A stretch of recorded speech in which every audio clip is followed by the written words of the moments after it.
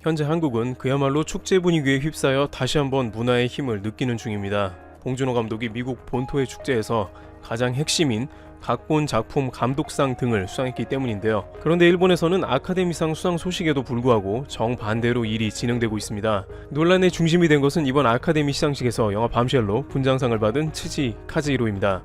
츠지 카즈히로는 다양한 영화제에서 분장상을 수상할 정도로 관련 분야에서는 대가를 할 수 있죠. 일본에서는 오스카상을 수상한 것에 대해 흥분을 감추지 못했고 사전에 관련 준비도 했습니다.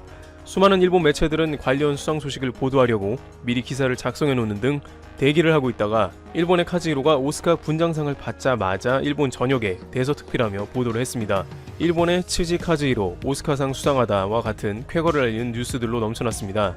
일본에서도 충분히 그럴 수 있는 것이 그는 2020년 오스카상의 유일한 일본인 수상자였기 때문입니다. 그런데 츠지 카즈히로가 수상 후에 자국의 기자들이 일본에 관해 한 말씀 부탁드린다는 요청에 대해서 나는 일본인이 아니다, 미국인이다 라고 한 것입니다. 그러면서 설상가상으로 이런 말은 실례이지만 나는 일본 문화가 싫어져서 미국에 왔다. 일본에서는 꿈을 이루기가 어려웠다. 난 그래서 미국에서 살고 있다. 미안하다 라는 인터뷰를 하고 자리를 뜬 것입니다. 들떠있는 일본 취재진의 말 그대로 찬물을 끼얹은 것입니다. 대대적인 보도를 하던 일본의 각종 매체들도 머쓱해지며 매우 곤란한 상황이 된 것이죠. 많은 일본인들은 카즈히로가 굳이 좋은 자리에서 그렇게까지 개인적인 발언을 할 것까지 있었냐면서 다소 실망했다는 의견을 제기하기도 했습니다. 그러나 카즈히로가 그럴 만한 이유가 있다고 합니다. 일본의 영화계는 지극히 보수적이며 개인으로서 창의성을 발휘하기가 매우 어렵다는 것입니다. 특히 위계질서가 엄격하며 특정한 장르는 아예 다루지 않고 있는 등 다양성이 많이 없다는 것입니다. 또한 정치계의 영향도 매우 크게 받고 있다는 사실이죠. 예를 들어 아베 내각이 싫어하는 영화는 애초에 배우들이 출연하지도 않고 제작하지도 않습니다. 그런데 작년에 일본 영화계에서 놀랄 일이 벌어집니다. 한국의 배우 심은경은 아베 내각을 정면으로 조준한 일본 영화 신문기자에 출연하게 되는데요. 일본 내에서 이런 영화에 나올 배우는 거의 없었기 때문에 한국의 배우가 동원되어 출연한 상황까지 온 것입니다. 아베의 사학 비리를 비롯해 각종 문제를 캐내는 스토리의 영화로 일본 내에서는 절대 금기시되는 영화라는 것입니다.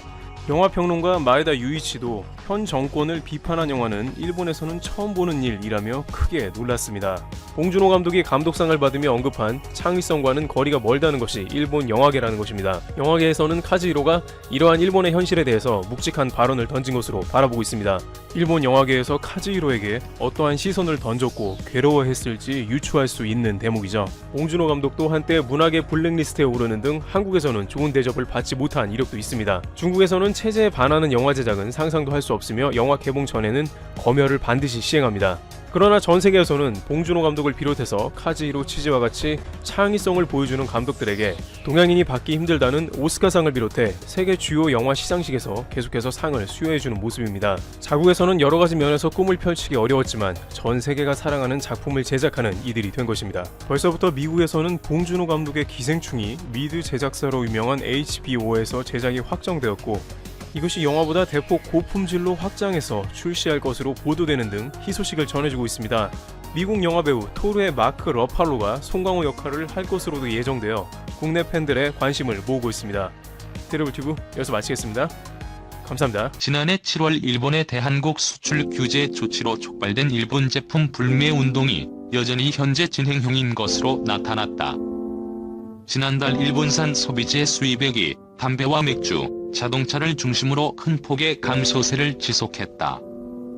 24일 관세청 등에 따르면 4월 일본산 소비재 수입액은 1년 전보다 37.2% 감소한 2억 4,962만 6천 달러로 집계됐다.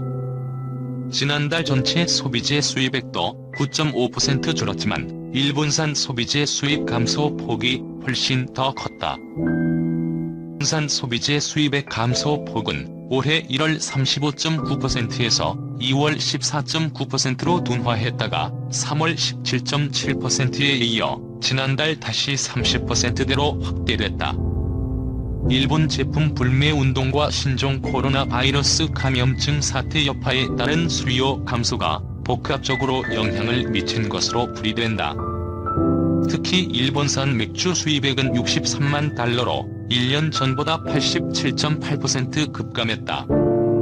2018년까지만 해도 한국은 일본 맥주 업계의 최대 해외 시장이었으나 수출 규제 조치가 단행된 작년 7월 이후부터 급감으로 돌아섰다. 올해도 2월 마이너스 92.7%, 3월 마이너스 87.1%의 감소세를 이어갔다. 지난달 일본산 사케 수입도 55.7% 줄었고 일본산 담배는 1년 전이 거의 절반인 4,000달러에 그쳤다. 일본산 자동차 수입액은 작년 4월보다 58.7% 줄어든 6,213만 1천 달러로 집계됐다. 전월 대비로도 14.8% 감소했다. 전체 자동차 수입액에서 일본산이 차지하는 비중도 올해 2월 10.6%에서 지난달 5.5%로 쪼그라들었다. 한국 수입 자동차 협회 통계를 보면 지난달 렉서스, 토요타, 혼다, 닛산, 인피니티 등 대부분 일본 브랜드의 판매량이 급감했다. 이외에도 지난달 일본 제품은 골프채, 화장품, 오토바이, 볼펜, 완구, 낚시용품 등 주요 품목의 수입액이 모두 큰 폭의 마이너스를 기록했다. 한편 지난 3월 9일 일본의 한국발 입국 제한 조치와 그에 따른 한국 측의 상응 조치로 양국 간 관광 교류가 사실상 차단된 것으로 나타났다. 이달 1에서 10일 일본을 찾은 한국인은 63명에 불과했고 한국을 방문한 일본인은 143명에 그쳤다. 한편 유니클로의 자매 브랜드 격인 일본의 SPA 브랜드 지유가 국내 진출 1년 9개월 만에 오프라인 매장 운영을 중단한다. 지난해 여름부터 확산된 일본 제품 불매 운동과 코로나19 여파로 인한 실적 부진에 따른 조치로 해석된다. 유니클로의 한국 법인이자 지유를 운영하는 FRL 코리아는 오는 8월 전으로 한국 내 지유 매장을 정리한다고 21일 밝혔다. 지난 2018년 9월 서울 송파구에 있는 롯데월드몰에 1호점을 오픈한 지유는 이후 롯데몰 수지점, 영등포 타임스퀘어점 등 총 3개 오프라인 지점과 온라인 스토어를 운영해왔다. 가격대도 유니클로보다 저렴해 국내 시장에서 좋은 반응을 얻을 것이라 예상했지만 작년부터 불거진 일본 제품 불매 운동과 코로나19 확산에 따른 사회적 거리 두기로 오프라인 매장을 찾는 고객이 급격히 줄어들면서 국내 시장 안착에 실패한 것으로 보인다. 이날 FRL 코리아는 코로나19로 인한 영향 및 이커머스를 포함한 비즈니스 구조 변화의 필요성 등 다양한 요인들을 반영했다며 매장 중단 이유를 설명했다. FRL 코리아의 지난해 매출액은 전년 대비 30% 이상 감소한 9,749억 원을 기록하며 5년 만에 매출액이 1조 원 아래로 떨어졌다. 2천억 원대였던 영업이익 규모도 19억 원 적자 전환했다. 한편 일본 제품 불매 운동이 시작되기 전만 해도 큰 폭의 성장세를 보이던 스포츠 의류업체 데상트 코리아도 심각한 실적 악화를 겪고 있다. 금융감독원에 따르면 데상트 코리아는 2002년 207억 원이었던 매출액이 2018년 7,279억 원까지 성장했으나 불매 운동이 본격화되면서 강남대로의 매장을 철수하는 아픔을 겪어야 했다. 매출도 지난해 6,156억 원으로 전년 대비 15%, 영업이익은 90억 원으로 전년 679억 원보다 78%가량 급감했다. 데상트 코리아는 데상트, 르코크 스포츠티브, 먼싱웨어, 엄브로 등을 운영하는 회사로 지분 100%를 일본 데상트가 보유하고 있다. 생활용품 업체 무인양품 역시 지난해 71억 원의 영업 손실을 기록했다. 2018년 영업이익은 전년 대비 30% 증가한 76억 8천만 원이었으나 불매 운동 이후 1년 만에 적자로 돌아섰다. 신발 편집 매장 ABC마트의 경우 매출은 5,459억 원으로 전년 대비 7% 증가했지만 같은 기간 영업이익은 376억 원으로 12% 감소세를 보였다. 한국미니스톱과 국내 편의점 업계 3위인 세븐일레븐 역시 매출 부진을 면치 못했다. 일본 미니스톱의 유가증권 보고서에 따르면 한국미니스톱은 회계연도 2019년에 전년 대비 9.4% 감소한 1조 1,953억 원의 매출을 올리는 데 그쳤으며 영업이익은 28억 원으로 2018년 대비 50.8% 급감했다. 당기순 손실은 13억 원으로 전년 대비 적자 전환했다. 세븐일레븐은 국내 편의점 업계 1위인 GS25와 CU가 3%대 영업이익률을 기록한 반면 세븐일레븐은 1.09%에 그쳤다. 미국 댈러스에서 출범한 세븐일레븐은 이토요카도가 인수하면서 불매운동 리스트에 올랐다. 유통업계 관계자는 일본 제품 불매운동 장기화에 코로나19 확산으로 국내에 진출한 일본 기업들이 심각한 실적 악화를 겪고 있다면서 이 사태가 장기화된다면 1에서 2년 이내에 상당수의 일본 기업들이 짐을 싸서 한국을 떠날 수밖에 없을 것이라고 전망했다. 일본은 예전부터 두 개의 얼굴을 가진 나라입니다. 독도를 둘러싼 한국과 일본의 갈등은 한편의 대하드라마와 같다. 수많은 집념 어린 인물들이 등장하고 여러 가지 쟁점을 놓고 격론과 공방이 오간다. 1951년 5월 3일 작성된 영미합동초안은 한국과 관련 일본은 한국에 대한 모든 권리, 권한, 청구권을 포기한다고 규정했다. 그동안 줄곧 한국 영토로 언급되던 독도가 빠진 것이다. 이는 호시탐탐 독도를 노리고 있는 일본에 영토 분쟁을 제기할 불씨를 남겨준 것이었다.